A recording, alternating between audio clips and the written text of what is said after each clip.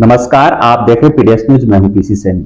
जैसा कि हमने हमारे चैनल के माध्यम से आपको दिखाया था, कांवट में जो अतिक्रमण की कार्रवाई हुई थी उसको आज कांवट के सरपंच मीनाजी सैनी पहली बार अतिक्रमण की कार्रवाई हटने के बाद हमसे जुड़ी हैं, तो उनकी प्रतिक्रिया हम जानेंगे कि अतिक्रमण जो हटाया गया है कांवट में उसकी भूमिका क्या रही, किस तरह से उसकी शुरुआत हुई, आने वाले समय में कांवट में डेवलपमेंट क्या होगा। इन सभी सवालों के जवाब हम उनसे जानेंगे।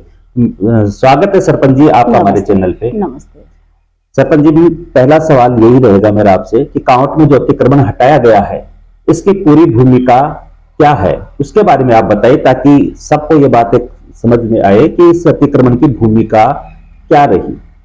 सबसे पहले तो आपको नमस्कार।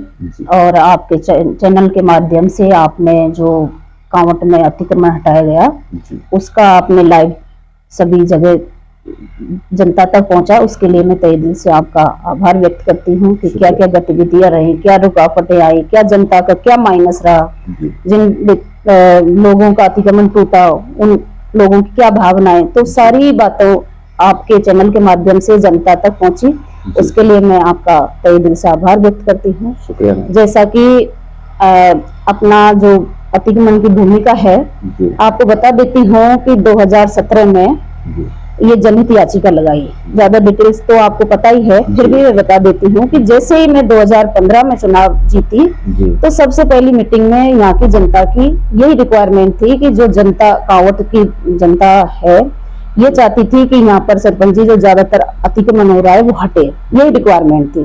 प्राथमिकता से लोगों ने इसको लिया और मैंने भी सोचा कि भाई कुछ ना कुछ तो है, तब इस पर विचार विमर्श किया और इसको आगे बढ़ाया। 2017 में जनहित याचिका लगाई और 23 अप्रैल 2019 को इसका माननीय उच्च न्यायालय ने डिसीजन दिया, अपने पक्ष में रहा कि अतिक्रमण को 256 अतिक्रमण उनको हटाया जाए। लेकिन उच्च न्यायालय की जो न्याय था उसको न मानते हुए और मैंने कोर्ट ऑफ कंटेम्प्ट की शरण ली और तब जाके उसका भी डिसीजन पिछले 2022 को आया। तो इसमें आपके वकील की भूमिका तो बहुत बिल्कुल, हमारे निर्मल गोयल वकील साहब थे जी। और उनकी भूमिका इतनी रही कि उन्होंने एक सत्य की राह पर चले जी। और ये भी मैं बता देती हूँ कि उनको बड़े ऑफर भी आए जी। आप जानते हैं कि कोई वकील के पास जैसे प्रतिद्वंदी आते ही हैं, लेकिन उस चीज को भी मेरे वकील साहब ने ठुकराया क्योंकि उनको दिख रहा था कि सरपंच जी एक सत्य की लड़ाई लड़ रहे हैं। तो इस चीज में मैं यहीं से गया, कांवट से बिल्कुल अतिक्रमणियों का ही गया जी। और वकील साहब ने बाई नेम भी बताया, लेकिन मैं शो नहीं करना चाहती क्योंकि वो भी मेरे ग्रामवासी हैं, मैं उनका रेस्पेक्ट करती हूँ क्योंकि उनकी जगह अगर मैं अतिक्रमणी होती, मेरा कुछ अगर टूटता तो मैं भी कोई ना कोई उपाय करती कि भाई बचे।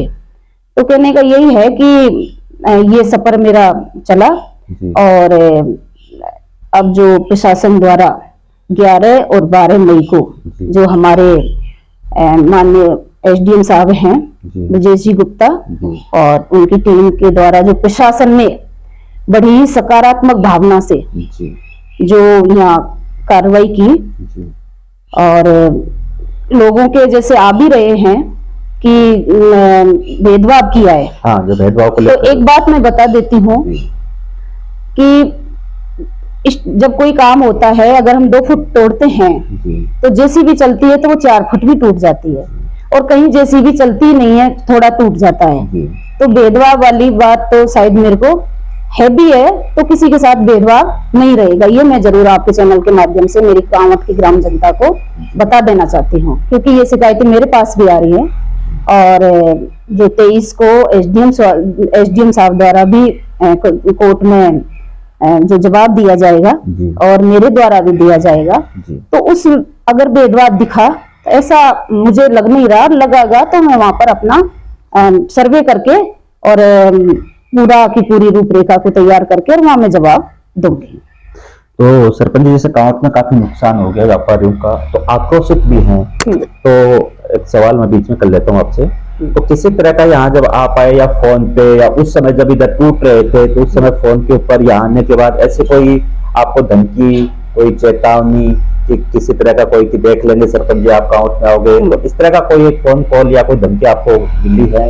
या देखिए, आप कितने क्या अवेयर हो इस चीज को लेकर? देखिए, जिस मिशन को लेके मैं चली हूँ जी, तो ये कोई आसान मिशन थोड़ी है।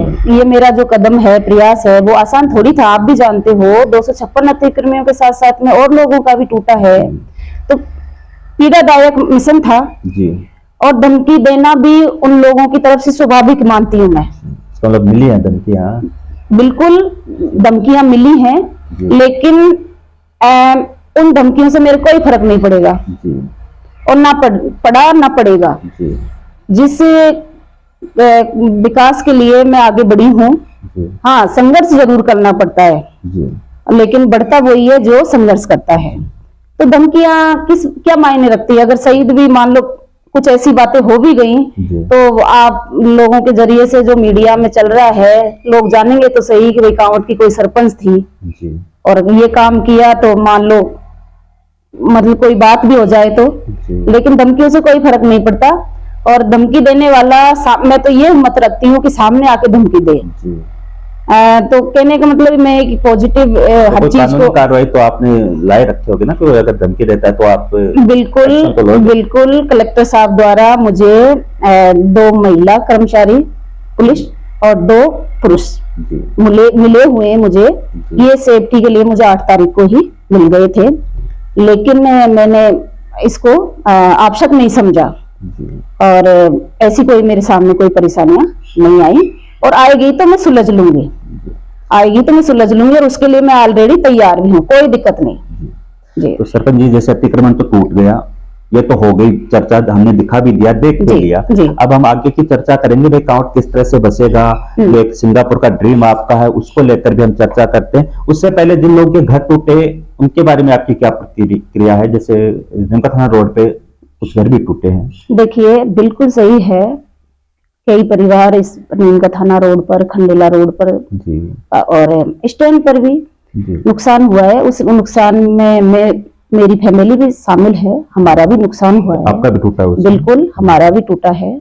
तो उस नुकसान की जो पीड़ा होती है मैं अच्छी तरह समझ सकती हूँ और वाकिफ भी हूँ। तो मेरा उनके प्रति यही है कि मैं मानती हूँ, लेकिन एक विश्वास के साथ आपके चैनल के माध्यम से मैं आप बता देना चाहती हूँ कि लोग भ्रमित थे जब हाईकोर्ट का डिसीजन आया कि भाई 84 फुट हमें जमीन चाहिए जी। या दुकानदार हो या मकान मालिक हो, 80% लोगों की यही मानसिकता थी कि सरपंच जी हमें तो पता ही नहीं कि ये एरिया भी पीडब्ल्यूडी का है जी।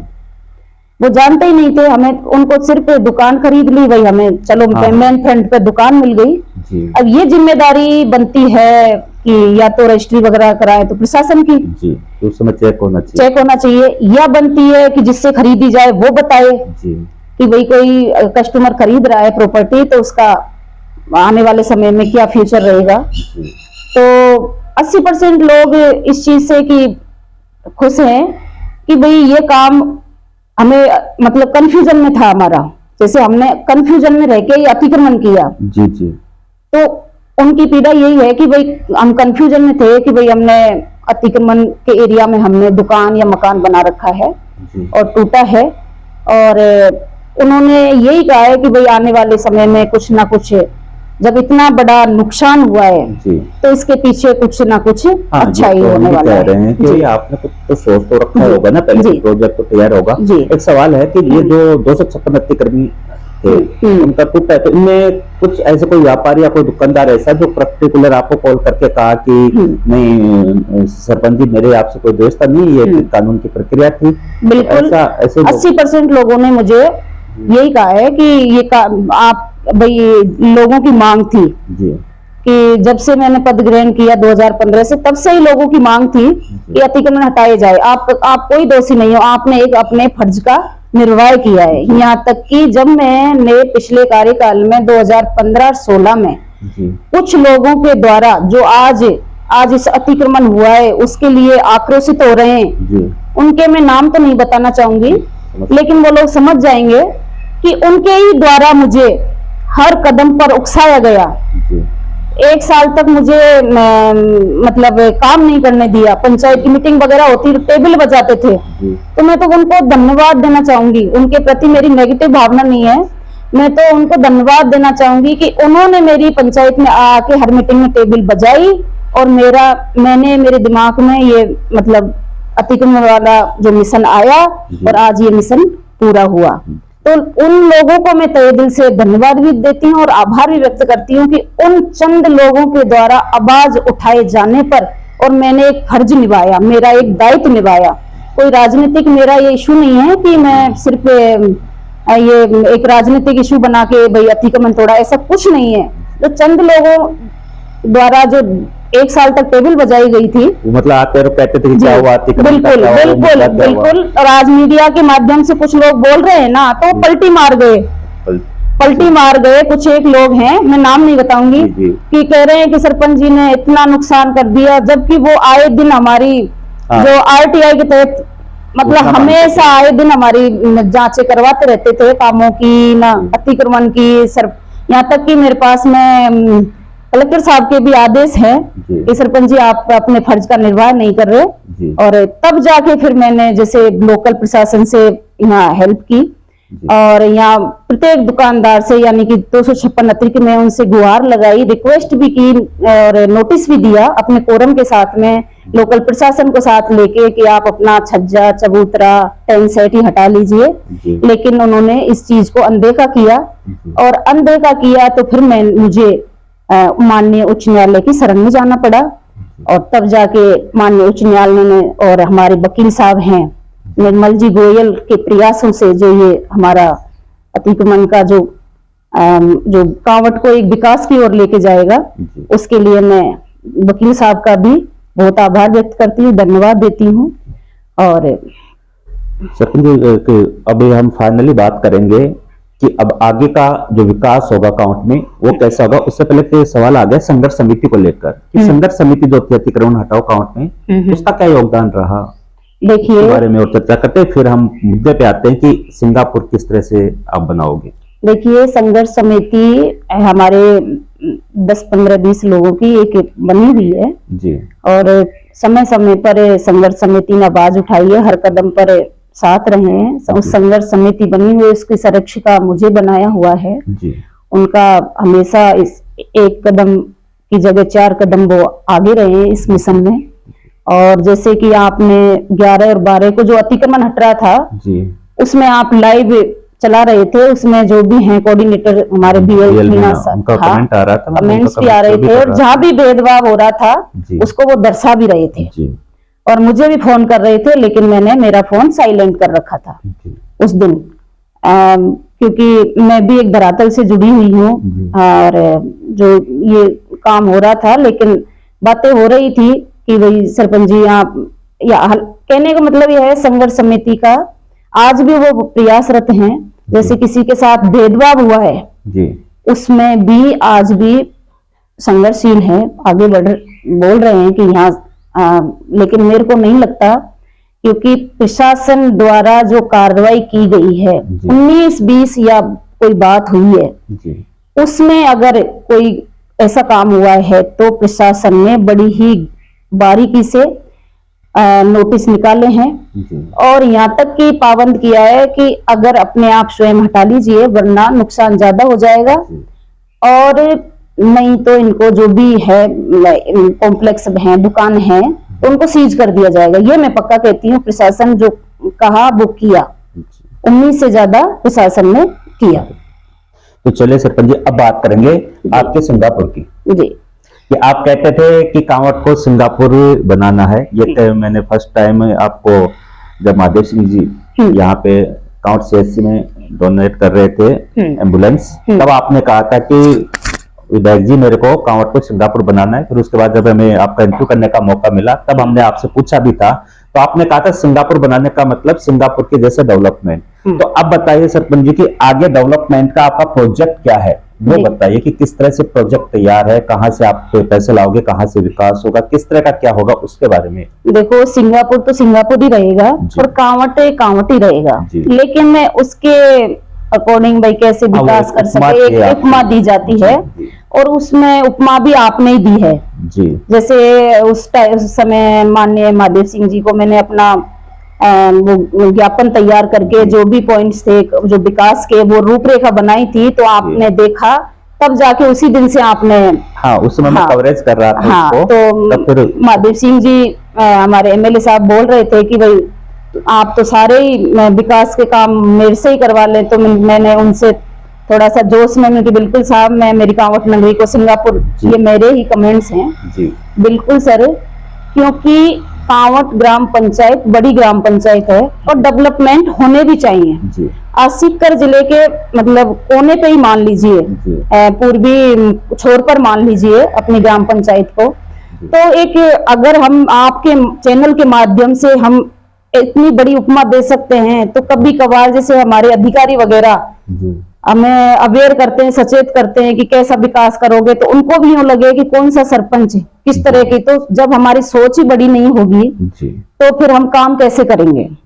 तो कहने का है बिल्कुल सही है, एक कांवट पंचायत में जो हमारी तीनों रोडों की स्थिति है बड़ी ही दयनीय दिखाई दे रही है आपको, और अब अतिक्रमण टूटने के बाद तो जैसे कि लोग कह रहे हैं कि भानगढ़ बन गया, उसमें कोई शंका वाली बात नहीं है, एक स्वाभाविक है कि जब मलबा गिरेगा तो लगेगा ऐसा जी, बिल्कुल स्वाभाविक है और भानगढ़ जैसा ही लग रहा है जी।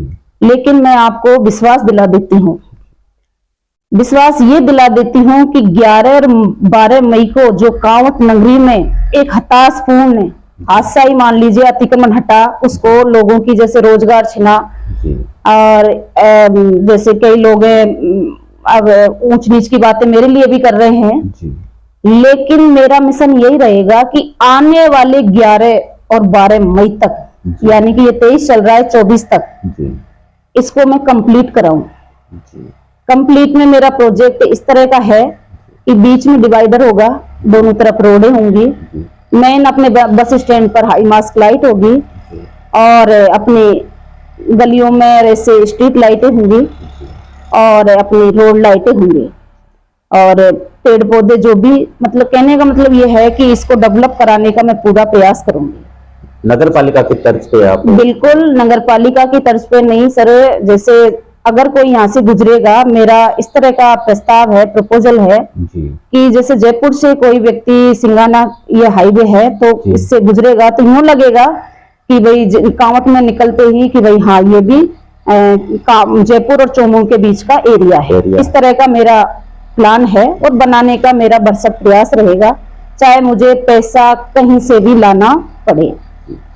सरपंच जी, जैसे कि उस दिन हम जब कवरेज कर रहे थे तो उस समय लोगों के ऐसे कमेंट भी आ रहे थे, तो चैनल के ऊपर नहीं आ रहे थे, लेकिन जैसे टोलियां बन रही थी, मैं दिखा भी रहा था कि जगह जगह पे टोलियां बन रही थी, तो लोगों के बीच एक चर्चा हमें सुनने को भी मिली थी था कि आपकी विधायक जी से बन नहीं रही, डिस्ट्रीब्यूट चल रहा है आपने महादेव सिंह जी में, तो वो तो मीना जी को सपोर्ट करेंगे नहीं, विकास के लिए पैसे नहीं देंगे, तो क्या है ये पूरा, कि आप क्या किस रूप में देख रहे हो कि वो लोगों में सच्चाई है या फिर उनके ये जो कमेंट जो आ रहे थे कि आपके और महादेव सिंह जी के बीच क्या अनबन चल रही है, क्या वो कांवट के विकास के लिए आपको देंगे या नहीं, उसके बारे में? नहीं, ये कोई घरेलू लड़ाई संपत्ति के लिए तो है नहीं जो हमारे हिसाब से एमएलए साहब से हमारी कोई लड़ाई चलेगी जी। ऐसा कोई हमारा इशू नहीं है जी। और राजनीति में मान लो कोई बात को लेके उतार चढ़ाव, वो अपनी जगह सही है जी। भाई वो खंड के एमएलए साहब है, मैं मेरी ग्राम पंचायत की सरपंच हूँ, तो मेरी मांगे या मेरा काम मेरी जगह सही है जी। तो इस विषय में मैं इतना ही कहूंगी कि बिल्कुल सही है लोगों की प्रतिक्रियाएं, क्योंकि कुछ दिनों से आपको बता देती हूँ कि कुछ एक लोगों के द्वारा और मेरे प्रति साहब को नेगेटिव बातें भरा के कि सरपंच जी आपके प्रति ये करना चाहते हैं, सरपंच जी कभी बीजेपी में जाते हैं, कभी आम आदमी पार्टी से आएंगे, ये ज्वाइन करेंगे, ऐसे तो उन तक जो इस तरह की बातें जाती हैं, तो मैं तो ये समझती हूँ कि वो बातें कोई मायने नहीं रखती, क्योंकि वो आज 7-8 बार एमएलए रह चुके हैं, मंत्री भी रह चुके हैं और आज पूरे राजस्थान के किसान आयोग के अध्यक्ष भी हैं, तो मेरे को नहीं लगता कि वो इन चीजों पर ध्यान देंगे। मैं तो आपको बता देती हूँ, मैं ऐसी बातों पर कोई ध्यान नहीं देती। मुझे जो जनता ने जिम्मेदारी दी है जिस काम के लिए, जी। उस काम के लिए कहीं से भी मुझे फंड मिले वहां से करने की मैं पूरी कोशिश करती हूँ। रही बात सपोर्ट की, कि भाई जैसे जनता का ये कहना है कि विधायक साहब से सपोर्ट नहीं मिलेगा। विधायक साहब से सपोर्ट क्यों नहीं मिलेगा मुझे? उनके जब विधानसभा का ये चुनाव हुआ था, उनको भी आज भी ध्यान है और उनकी आत्मा भी जानती है। मैं जब घसीपुरा ढाणी में रहती थी उनके चुनावों के टाइम पर, मेरे घर में 3 भैंसें बंधी हुई थी। उनका जल्दी सुबह उठ के और रूटीन का सारा काम निपटा के और साहब के चुनावों में 8 बजे निकल जाती थी प्रचार में, और शाम को वही 4 बजे दूध निकालना है और शाम को मैं आती थी। किस वजह से? क्योंकि मुझे खंडेला ब्लॉक की महिला मोर्चा की अध्यक्ष बनाया हुआ था, तो वो जिम्मेदारी निभाते हुए और मैं महिला टीम के साथ साहब के चुनाव प्रचार प्रसार में गई। और इस चीज को साहब बाकी भी है, जानते भी है कि सरपंच जी मेरे चुनाव के लिए और यानी कि कांवट के विकास के लिए हमेशा आगे रहते हैं। और रही फंड की बात, तो विधायक जी के कोटे से जो होना है वो तो होगा ही, क्यों नहीं देंगे वो? क्योंकि उनको वोट नहीं लेने के यहाँ, क्योंकि जो हमारा बिल्कुल आने वाला चुनाव है और जनता की डिमांड भी है, जो हमारा पीडब्ल्यूडी का 3 रोडों की स्थिति जो हो रही है और जो मैंने प्रोजेक्ट बना के दिया है, तो साइन तो साहब के ही होंगे। और मैं बता देना चाहती हूँ, मेरा जो प्रोजेक्ट है वो 10 करोड़ के करीब का है, उसमें से 6 करोड़ तो साहब की मंशा है पास, ये मान लीजिए करवा ही दिए, ठीक है। और होंगे, और भी रिक्वेस्ट करूंगी उनसे कि 10 और 15 के बीच का मेरा टारगेट है। और कुछ मेरी जो पंचायत में फंड आएगा, जैसे सीवरेज लाइन, वो नालियां का, अब की बार मैं मेन बस स्टैंड पर जो 3 रोड हैं उन पर मैं खुली नालियां नहीं बनाऊंगी। सीवरेज लाइन का है, जैसे अपने पीएनबी बैंक से लेके थोड़ी नदी तक का, तो उस हिसाब का प्रोजेक्ट है वो मैं पंचायत से करूंगी। इसके अलावा आपको मैं बता देती हूँ कि मैं जो हमारे राज्यसभा सांसद महोदय हैं मनमोहन सिंह जी, उनको भी मैंने प्रस्ताव भेजा है। प्रस्ताव भेजा है मैंने, तो उन्होंने कहा कि आप एक बार इसका एस्टिमेट बना लाइए। मतलब मैं तो नहीं मिली, लेकिन जो हमारे रियाना रियाज जी हैं, महिला अध्यक्ष हैं राजस्थान की महिला आयोग की, तो उनके जरिए से मैंने प्रस्ताव भेजा है। तो उन्होंने कहा कि इस प्रस्ताव के साथ साथ एस्टिमेट भी बना के लाएं। एस्टिमेट में मैं पीडब्ल्यूडी के अधिकारियों से संपर्क करके और वो एस्टिमेट बना के, और मेरा ये प्लान है कि 30 को हमारी दिल्ली में मीटिंग है, तब मैं जाऊं और एस्टिमेट भी और प्रस्ताव भी 30 मई जी सर और तब तक वहां मैं पहुंचाऊं। मुझे उम्मीद है और आशा भी है कि मुझे वहां से भी फंड मिलेगा। इधर अपना जो प्रोजेक्ट बनाया है इससे भी फंड मिलेगा और इसका मैं डेवलपमेंट करा सकूंगी जी। तो सरपंच जी, जैसे कि आपने कहा कि आपने जो राज्यसभा मेंबर है अपने, उनसे भी आपने बात की है, तो कहीं ना कहीं ये अतिक्रमण टूटने से पहले ही इसको बसाने की आपकी प्लानिंग पहले से? बिल्कुल सर, बिल्कुल सर।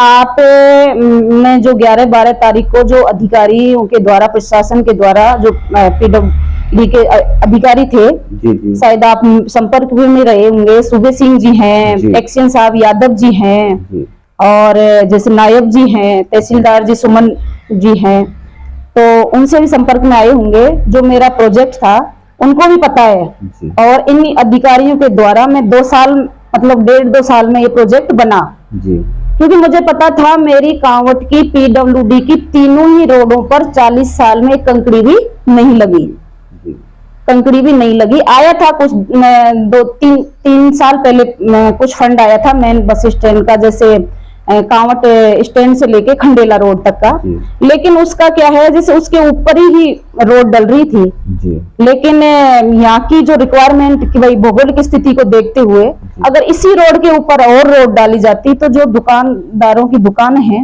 वो नीचाई पर हो जाती और उनमें पानी भरता। तो उसको फिर हम यहाँ की जनता साथ लगी और उस प्रोजेक्ट को हमने कि नहीं, हम इसको स्वीकार नहीं करते हैं, हमें दूसरा तरीके से कि या खुदाई करके तब जाके बनाया जाए, उस तरह का। तो उस हिसाब से मैंने कम से कम 2 साल में वो प्रोजेक्ट बनाया है।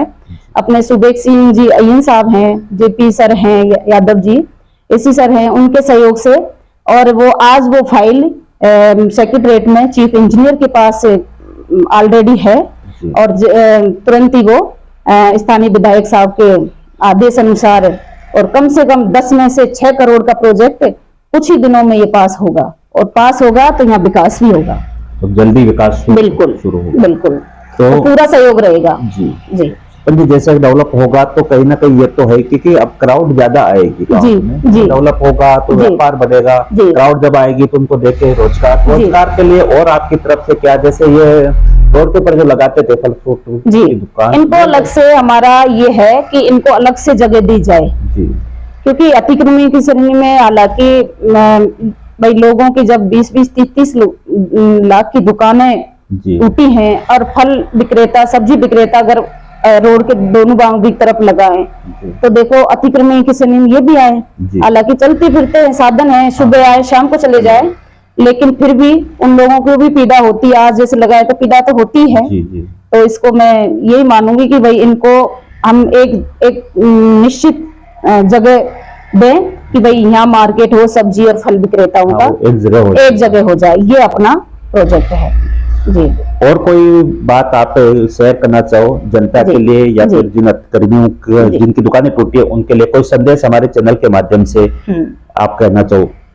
बिल्कुल, आपके चैनल के माध्यम से मैं यही कहना चाहूंगी कि जो अतिक्रमण की जो ये चल रहा था और जनता की डिमांड भी थी और कुछ लोगों को पता भी नहीं था कि ये अतिक्रमण का एरिया है, पीडब्ल्यूडी का एरिया है, क्योंकि कई लोगों को नहीं ध्यान रहता और आज उनका अतिक्रमण टूटा है और पीड़ा होती है। तो मैं भी उससे सहमत हूँ कि जिसके भाई टूट फूट होती है, नुकसान होता है तो पीड़ा होना स्वाभाविक है, लेकिन यहाँ के विकास के लिए ये कांवट की जनता से मैं गुहार कर रही हूँ कि ये आवश्यक था, जरूरी भी था। और जो उनका पीड़ा का तो मैं देखो जो मरहम तो लगा नहीं सकती क्योंकि जिसका नुकसान होता है, लेकिन विकास में जो मुझे जनता ने उत्तरदायित्व दिया है, फर्ज दिया है, उसको निभाने में मैं कोई कसर नहीं छोड़ूंगी। और मेरा जो कार्यकाल अब शेष 8.25 साल का तो हो गया और शेष 1.5-2 साल का बचा है, इसमें मेरा बिना भेदभाव के, बिना कोई ईर्ष्या के, ना बिना कोई द्वेषता के और मेरा विकास करने का हमेशा प्रयास रहेगा।